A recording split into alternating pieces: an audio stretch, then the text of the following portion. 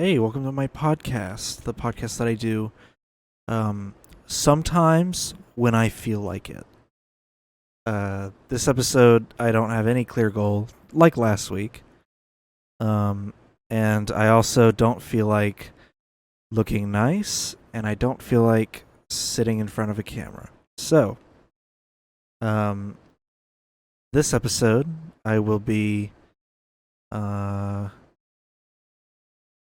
chatting about, I guess, whatever comes to my brain. So, last week, I talked about my health. This week, I will not be doing that. uh, um, Instead, I will maybe mention that my podcast is now on Spotify. I will pull that up now. If you are watching this, my podcast is now on Spotify.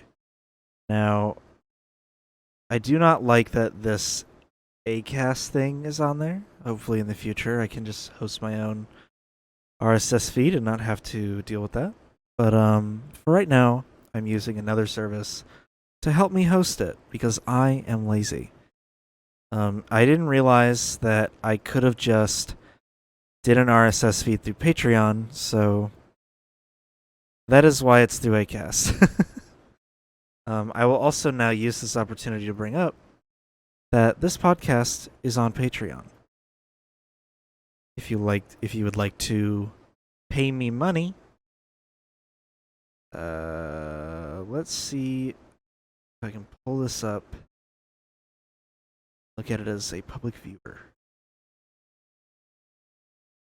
All right, so this is my Patreon. Um,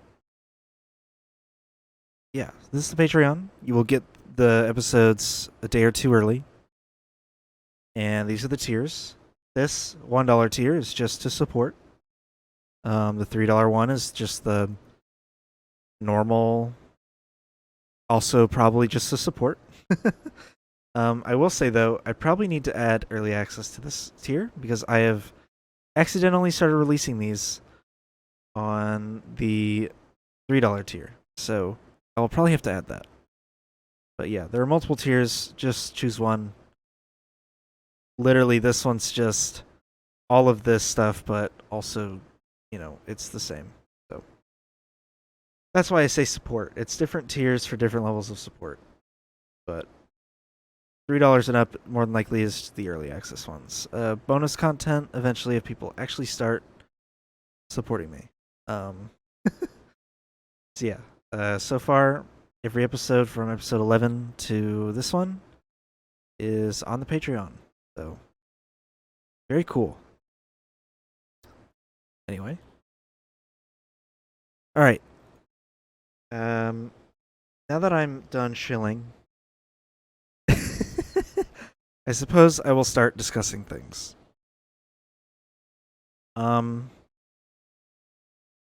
I will talk about YouTube. That's a topic that's fresh on my mind. Now, hold on. I am answering a text message in the middle of my podcast. So, I started watching YouTube in 2009. And anybody who hears that may think, wow, you are old, if that is actually true. I'm not. I started watching YouTube when I was around 7 years old. Damn, I just gained like 10 subs. I don't know how that happened. Wow, I went to check my dashboard while I'm talking, and I've gained 14 subs. In the last 28 days, I'm at 643.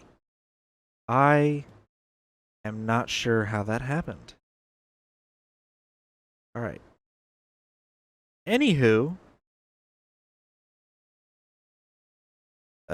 so I started watching YouTube in 2009 when I was 7 years old, and I pretty much watched, like, Star Wars clips because people were ripping Star Wars and uploading clips of it as they do now on like movie channels. And I was watching a channel called Forest Fire Films, or Forest Fire 101, I believe is his informal name. Forest Fire Film. Yes. Forest Fire 101. He makes Lego stop motion animation.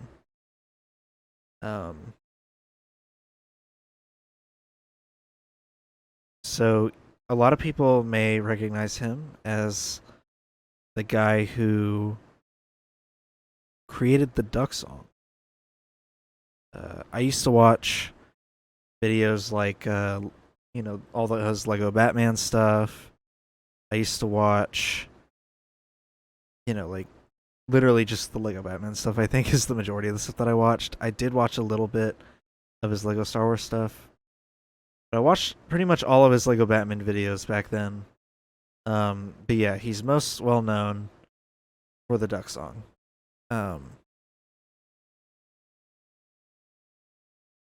So that's who I used to watch back then. That's the only creator I can remember the name of. I know I watched other stuff, but that's like the main one that I was always watching. And I watched a video recently where Anthony Padilla did a sit down with OG YouTubers, as he calls them. And it was Tyler Oakley, I can't remember the name of the other guy, and Grace Helbig. And I remember all three of them, even though I can't remember the name of the second guy. I just remember recognizing him from his profile picture. And I was like, wow, this was so long ago. And what's so weird is that the people back then that were making videos, Grace doesn't even consider herself an OG YouTuber. And I thought that was really interesting. And when I was watching the video, it got me thinking, like, man, I started watching YouTube a long time ago. When I started making videos, I had been watching YouTube for about 4 years. I have now been watching YouTube for 14 years, which is an insane number to me. And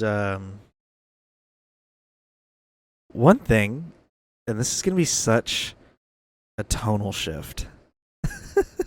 One thing that I came to realize is that some YouTubers started making videos in 2006. I would have been 4 years old when that was happening.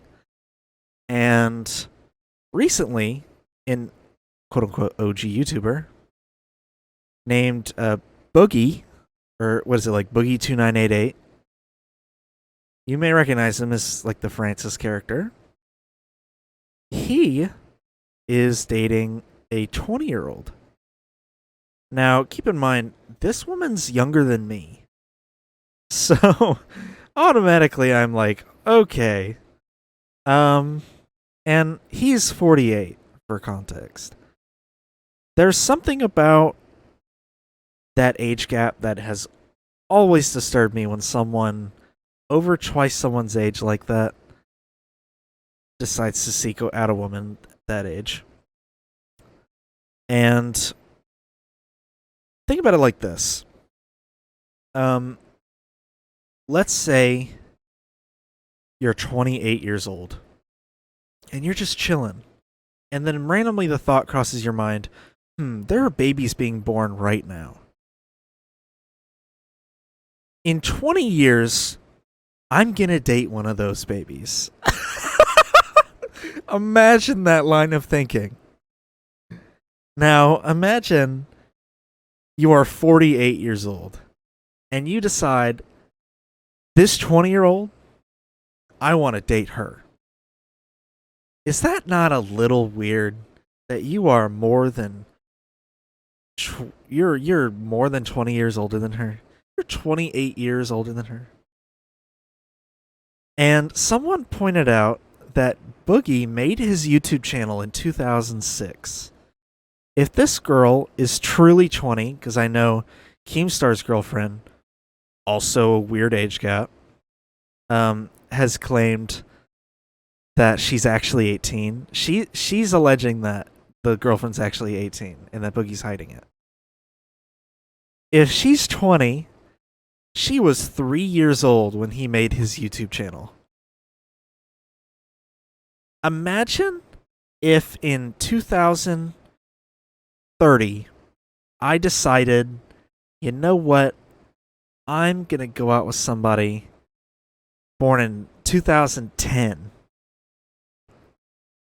They were 3 years old when I made this YouTube channel.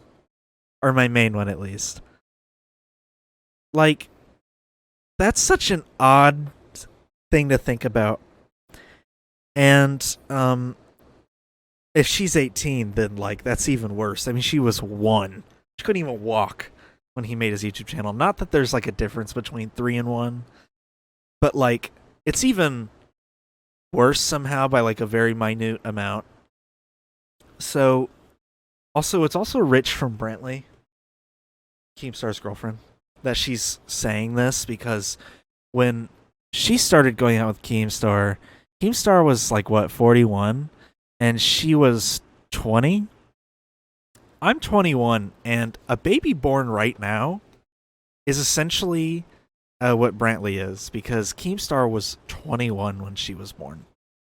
If I'm getting those numbers right. So, I was just thinking about how weird that is. People with those types of age gaps, like, you got to think about it in terms of where were you when this person was born? If you were still like a kid when your partner was born, then like that's fine. If you were like fresh out of high school or like barely into college when your partner was born, there's a bit of a problematic age gap there. And if you're almost 30 years old when your partner was born, there's something crazy about that. Insane. But yeah, like I know people who have like a 6-year age gap, nothing wrong with that. I know people with a 10-year age gap. I don't really see anything wrong with that.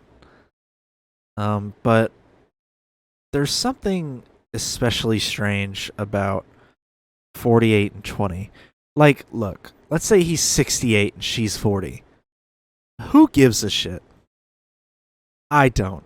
That's a little different, I will say, because she's already 40 and, you know, she's lived her life up to that point. She's mature. She's, you know, lived experiences. And the 68-year-old, you know, look, you can come up with your own problems with that, but the 68-year-old is in a similar position, just with 28 extra years of life experience. Either way, they're still fully grown adults. They're older than the average, like, older than the average new parent, older than the average newlywed. They've lived. But when you're 48 and you're like, I'm going to go for this woman that, I shouldn't even be saying woman, anybody. I shouldn't even be going for this person that, when you're that age and you're like, this person can't even drink. And they've been able to vote for 2 years. Like, if they had joined the military at 18, they'd only be 2 years into their service. If you're thinking about going after something like that, that's very strange. I just feel like people whose target age is 18 to 21, or 18 to 20, 21 is fine, I guess. I'm being generous when I say that. 18 to 20 is problematic in the sense that a lot of people I know see that as like, oh, this is the closest to like a teenager as I'm gonna get. These people are the most innocent, untouched by society people. No life experience. They don't know any better, more than likely. That's why a lot of people do that. And it's disturbing. So, you know, especially Boogie. You know, like Keemstar was 41. You can make the 21-year age gap.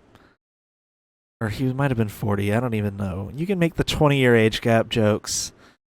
Like, I get it. You know, that he set the bar for like, ugh, you know. But 28 years, that's literally how old my mom was when I was born. Like, I mean, come on. You know? Somewhere out, my mom gave birth to me at 28, and then there's another 28-year-old out there going, dang, there's a mother out there giving birth right now, and I can't wait till that kid is 20. Yeah. You know, my mother's 48. Like, come on. So, that's why it's just very strange. So,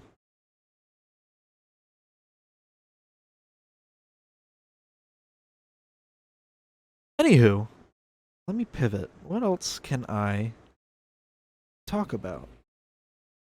Oh, so I'll talk about my trip. I went to the beach. And I got really sunburned and sick.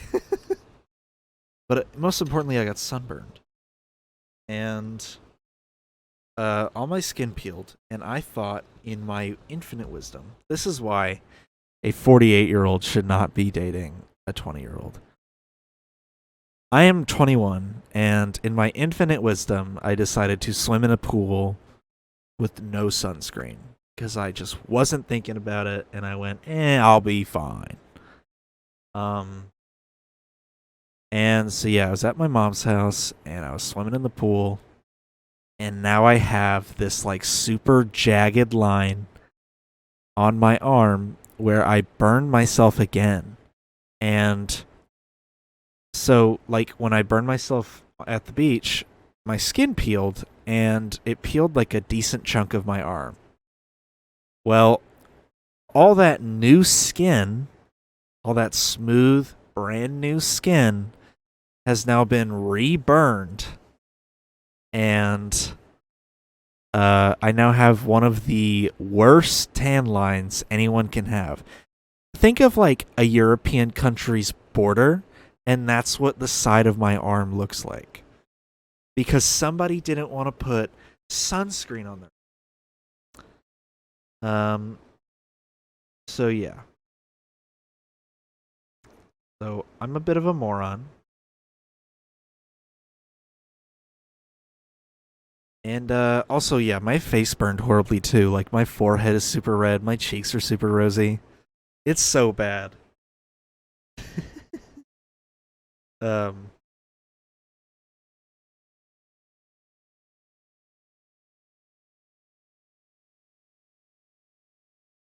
so yeah, you can tell I'm like dry on topics because I'm like, oh, let me talk about my sunburn. There's just not much to talk about. Like, I could talk about work, but work kind of, anything I say about work kind of gives away too much about what I do. I will say I be whipping it on the forklift. Um, that's about as much as I'll give away. Is that I am really good at driving a forklift. So yeah, that yeah, I mean, I'm a very boring person. I think I said this last episode, or I've probably said it before at some point. I'm very boring. I used to do stuff all the time. Now I'm super boring. I'm an adult who has a job, who works. I don't have a whole lot of time to do fun stuff. I have bills. I have a potential future to think about. And yeah, it's crazy. I mean, I'm a lot more hopeful for my future than I used to be. I think when I was 18, 19, I was very like, ugh, I didn't go to college. I feel like I'm wasting my time. I should have gone to college. Like, I was very regretful about not going to college. And I was very like, oh my God, what am I going to do with my life? 20 and 21, I feel like, like the back end of 20. And the whole time I've been 21 so far, I've been very hopeful about my future. I've been very more optimistic. I think my girlfriend's a huge part of that. She worked at like this pet daycare and she hated it. She was miserable. She was always ranting about something. She hated her coworkers, some of them. She liked some, hated most, and she always had a problem with it. And the management was like, you know, leading her on and making her think she's going to be a supervisor. Then they didn't give it to her. And then when she put in her 2 weeks, they were like, oh, but we were going to give it to you. And then she was like, fuck you. And she left. And she went and worked somewhere else, somewhere that she really liked. And this is what gave me more optimism. This is why I say the tail end of 20, because it was around this time last year that all this happened. And I'm about halfway through my 21-year-oldness. So she got this new job and she really liked it. And she seemed way happier, not complaining as often about it. She seemed to not have many problems with it. And she seemed genuinely happy.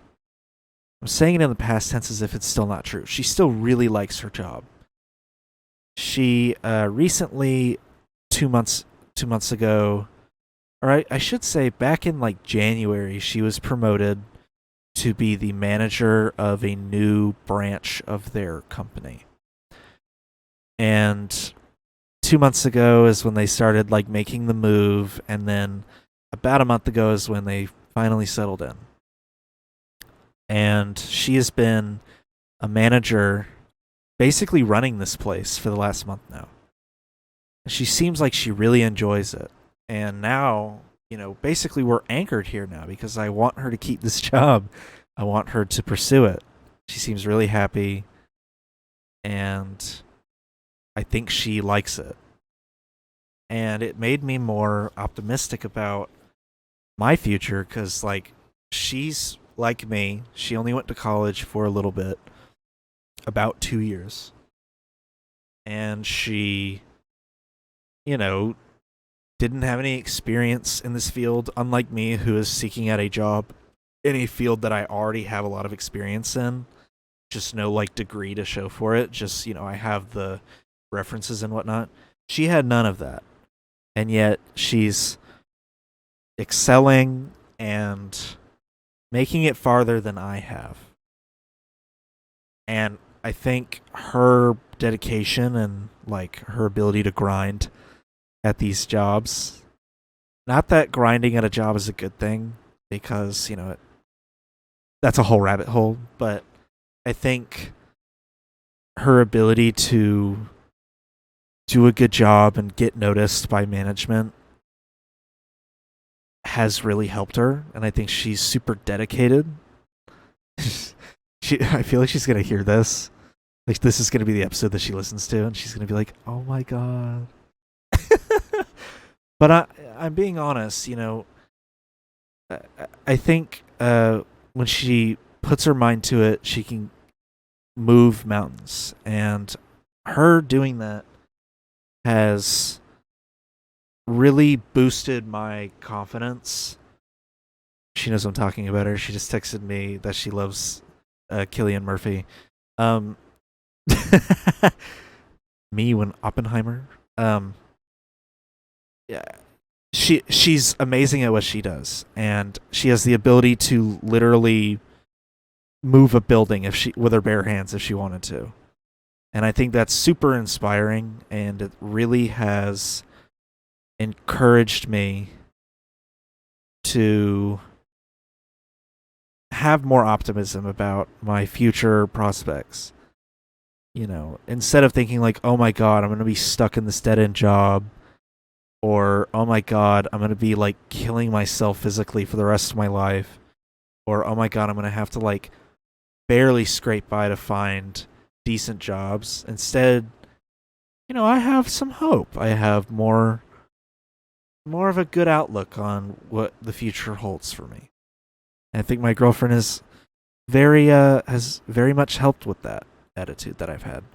That and also the Chrysler 300 that plowed itself into my dad's car 2 years ago. I think that also had a bit of a impact on me, and maybe like the telephone pole that I was cascaded into right after that. Um, but I mean, who knows? Near death experience. It's just like a small experience. No, I'll be honest. A life changing near death experience like that when I was 19 had an effect on my social outlook. Weirdly, had no effect on my career outlook. I found myself being like, drama I was having with friends that I was falling out with at the time. It seemed like nothing after that, and I felt like I, could move past it, that I was moving on, that, I almost died. So this drama is really not worth anything if I just got faced with death, you know. And it helped a lot with my anxiety about my relationships with people. And I'm way more comfortable being alone when it comes to friends. Like, I'm way more comfortable not having any or not having many.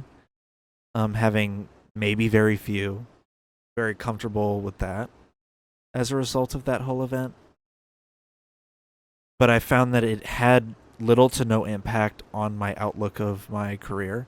I think a big part of that had to do with the fact that I missed work for almost 4 months. So I didn't like immediately go back and then while I'm there start like thinking about like what am I doing there and all this stuff.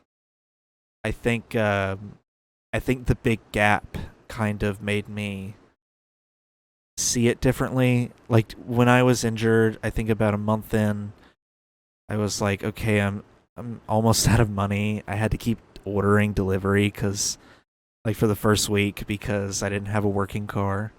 Then someone came and fixed it. So I was driving around, but I was still spending money on food. And I was using delivery services and I went, you know what? Let me be a delivery driver. So I tried out a different job for the first time ever. I had only had one job up to that point. And I think because it was a new setting and a new type of job, I was way less likely to reconsider my current job that I was taking a break from because it was too physically tolling.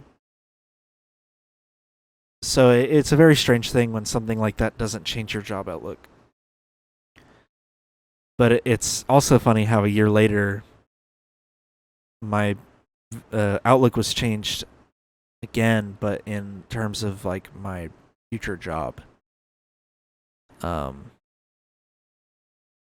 So yeah, honest to God, I don't even remember what I was getting to with this. I really don't. I think I was just talking about my anxiety with my where my life is headed. I hope that's what I was talking about because otherwise this rambling is going to sound insane. But yeah, I want to be, I think, an audio engineer. If not, I wouldn't mind being like a freelance editor. But I would need to dedicate myself more to that. And I definitely need to learn more. Even though I've been editing since almost 9 years ago, I think taking film classes really showed that I didn't know everything. But I also think, or no, I've been editing for 9 years now. It's been a full 9 years. I think also I don't know everything yet. I would like to know how to do After Effects and stuff. But other than that, like I wouldn't mind being a freelance editor. I wouldn't mind doing something tech related. I've always loved technology. I've always been super knowledgeable on how it works and how to fix it. Or in the 0.001% chance that I garner some level of like internet notoriety, then maybe I would do that. But I think that was like a dream that I had when I was a teenager. Like when I started my channel, I think that was my thought process was like, oh well, you know, I'll be able to like make videos and people will love them, and then I'll be able to make money. And I think the most money I've made off YouTube is $26 and some change, which I've never been able to withdraw because I'm not in the partner program anymore. And after they rolled out the new partner program terms, and I have to have at least $100 sitting in my AdSense to withdraw that. So there's no way. Like that's the most I've made off of YouTube, and I've never even withdrawn it. See, that was definitely more of a dream that I had when I was very young, and yeah, you know, I I no longer see YouTube as like a viable career path. I think I just do this for fun at this point. Like I was doing it for fun back then, but I had a clear goal in mind. I think I'm just doing it now. Like I'm just making stuff and putting it out with no expectations. I don't check my YouTube dashboard as like as obsessively as I used to. I think I check it like every now and then, or I'm like accidentally checking it because I have to go upload a video or I'm gonna go live. And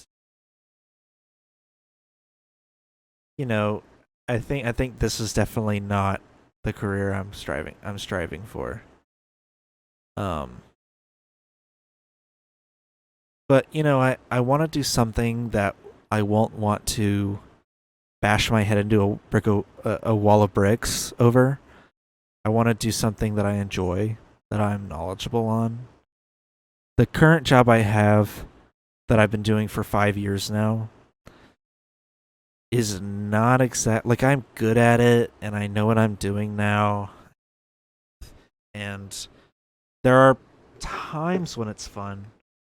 When it's not fun is when my knee starts to lock up, or I'm in bed and I can't sleep because I'm in pain, or I'm limping around because my left knee is just like pulsating with like a stabbing pain. That's when it's not fun. That and when my back feels like it's been bent for 7 hours straight. You know, like I want to eliminate that part of it. Like obviously I still want to be active and everything, but active in the sense that I don't want to be walking around on a concrete floor 8 hours a day, and I don't want to be carrying around like hundreds of pounds worth of stuff, you know. So, and it's fine that I say concrete floor. It's, you know, you obviously know what setting I'm working in if I'm driving around a forklift. I could be working at BJ's for all people know. You know, they have no idea. But yeah, I mean, that's my ultimate goal is to work a job where I don't feel like I'm decomposing. Um what else is on my little brain? Oh, I'm getting pelted with Canadian wildfire smoke right now. I'm pretty sure that's what it is. What is hitting the southeast right now? Like where is it coming from? Because where is this coming?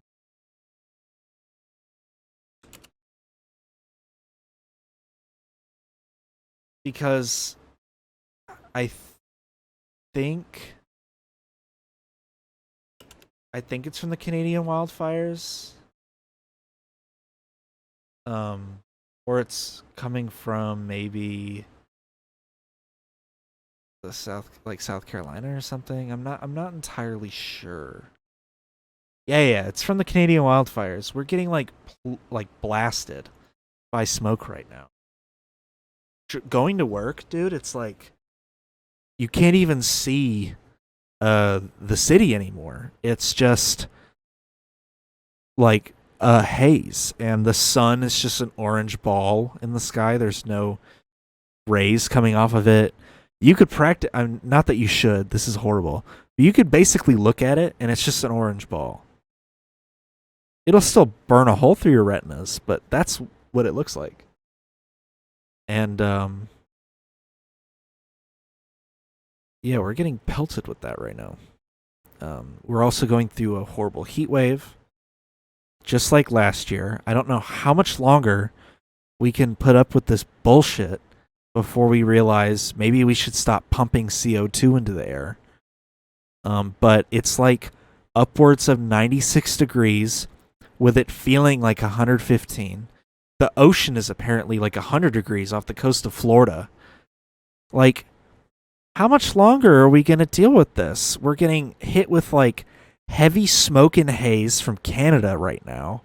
We're going through a even worse heat wave than last year. The only difference is that this year I actually have air conditioning, which is a change. Our AC was basically broken for like 70% of the heat wave last year.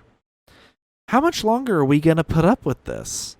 You know, it's like every year now. When I was a kid, the heat in the summer was like nothing. You know, 10 years ago is when I moved to where I'm at right now, and I distinctly remember summers from when I first moved here. I was able to be outside like all the time, dude, and I wouldn't break a sweat until maybe an hour into being outside. I break into a sweat after a minute of being outside. You know, like, this is crazy. This weather is nuts, and I don't know why we are so okay with it.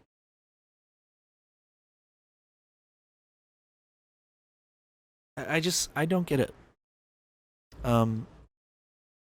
Anyway, I am so ADHD filled that I can just I can just jump from topic to topic like that. Um. Oh Lord, did I just get sent a picture of Cillian Murphy? But yeah.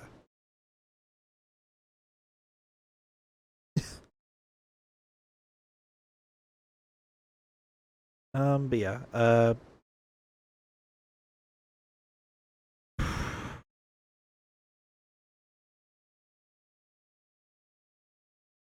God, what was I gonna say?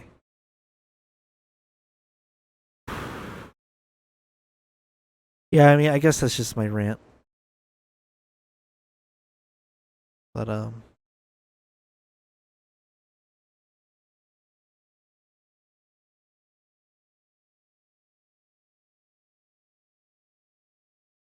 yeah, I thought I was gonna like find something on Twitter that I wanted to talk about. Because there have been a few things I've wanted to talk about that have popped up on Twitter. Oh, like this crazy asshole that that's like, oh my god. Uh,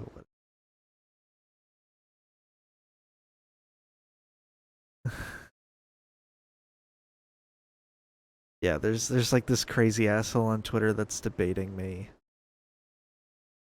I don't know. Twitter's such a shit show, man.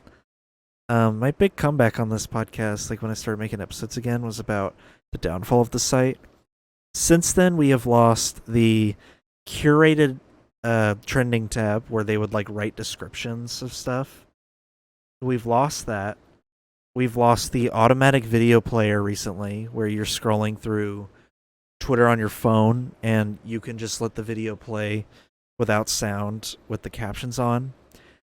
I used to do that because I'd be listening to music while I was on Twitter, and now I can't anymore, which is really fucking annoying. It makes me not want to watch anything anymore. And because I can read, dude, like I don't need the fucking sound. I guess it's because he's like removed the team that would write captions or whatever. So we've lost that. I Every blue check mark person on Twitter, 95% of them are some of the dumbest motherfuckers I've ever seen in my life. They say some of the dumbest shit I've ever read. They just lie constantly. Lies that are so misaligned with reality that I cannot believe it. Like, dude, like there'll be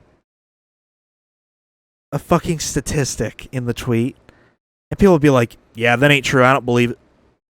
And I'm like, what are you talking about? They sourced it. They put the stat. There's no community notes. I'm one of the people that can rate community notes, and I read the drafts before they're voted on. Some of them are really good. Some of them are dog shit.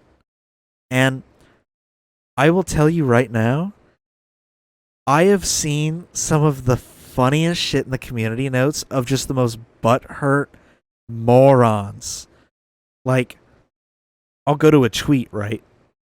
And it'll be a joke. It'll be like a funny video where it's clearly edited, and or it'll be like a math equation or something with like a joke behind it, and there will be community notes that will be like, this isn't true. And I'm like, no shit. I'm pretty sure I've even had to rate community notes on Onion posts. And those, I'm like, guys, there's nothing to be explained. It's a joke. You know, I thought Twitter was like a place for comedy. And obviously I'm talking shit. I know it's not a place for comedy. It's a place for my comedy and not for your comedy. That's basically what it is. Because it'll be like, an article, like an Onion article where it's like, baby trapped in blah, blah, blah, blah, blah. And one of the community notes will be like, this never happened. This is fake. It's satire. And it's like, okay, why did the chicken cross the road? Oh, to get to the other side. And then this guy will be like, that never happened. You made that up. Like, imagine if a guy said that to you after you made that joke. You'd probably punch him straight in the nose. So, yeah, it's stuff like that. And then there will be other notes that are like, no note needed. This is clearly a joke. Which I love those notes because those people are clearly the ones that are like, I've already voted on the bullshit note, but I really need to leave another note saying this is a joke. Please don't put this note on the post. There's no note needed. Like, I love those. Those are so funny. But after a while of rating the notes, if I rate them enough and they get approved enough, I can then start writing my own. And that will be very fun. I cannot wait to do something like that.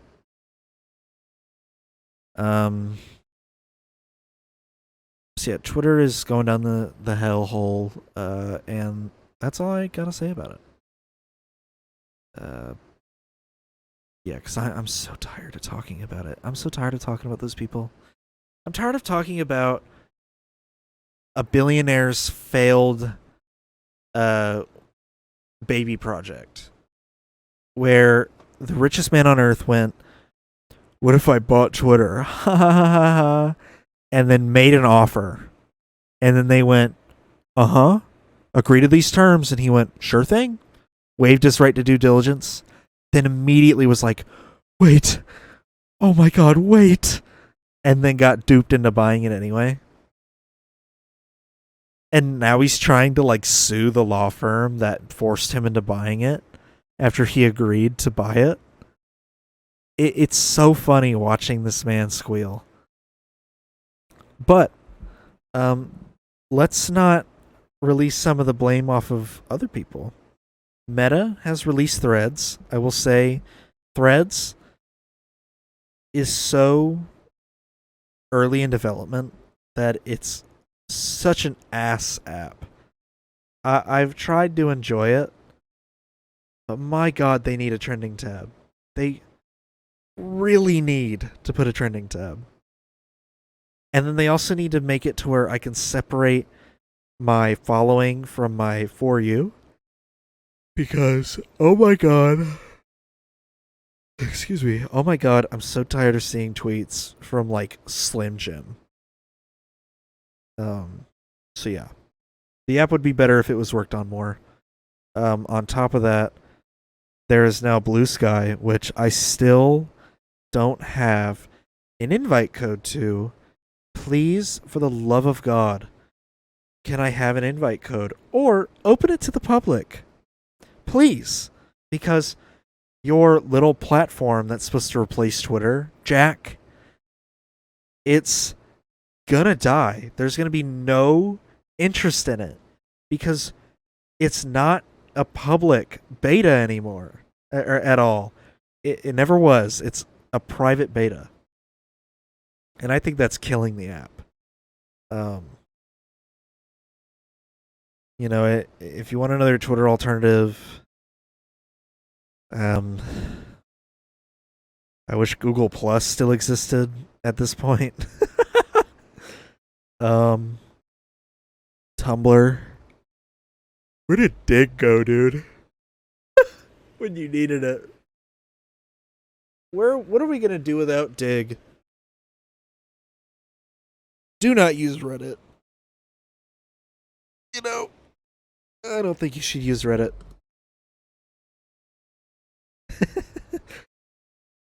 Anyway, let me pivot to another topic. Man, that's way harder than I thought. I recently saw The Flash. 7 out of 10. It really was not that bad. Like actually, it wasn't that bad. I thought it was going to be horrible. I actually kind of liked it. And I feel like this version of Barry Allen is more mature than he was in Justice League, which I think is a good thing. I like that he's friends with Batman. I'm wondering if he's going to go back to his original timeline and, alter it back to how it was before. I wonder, if he is indeed in the George Clooney timeline. Shouldn't there be another Flash? So, I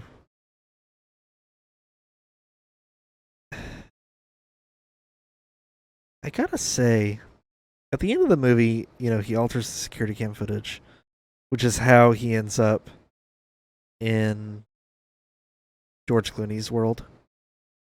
Why doesn't he just save the footage to a flash drive, go back to his normal timeline, and then give the footage to the court? I don't know. Maybe that breaks the rules of the film. Either way, I liked the movie. It wasn't that bad. I kind of enjoyed it. Far better than Black Adam. I'll say that. Black Adam? What a shitter, dude. I was so exhausted. Dr. Fate was the best part of that movie. Once they killed him, I immediately lost interest. Anyway, I rewatched Guardians of the Galaxy 3 at home. I saw it in theaters. And I recently rewatched it at home. And I still really like it.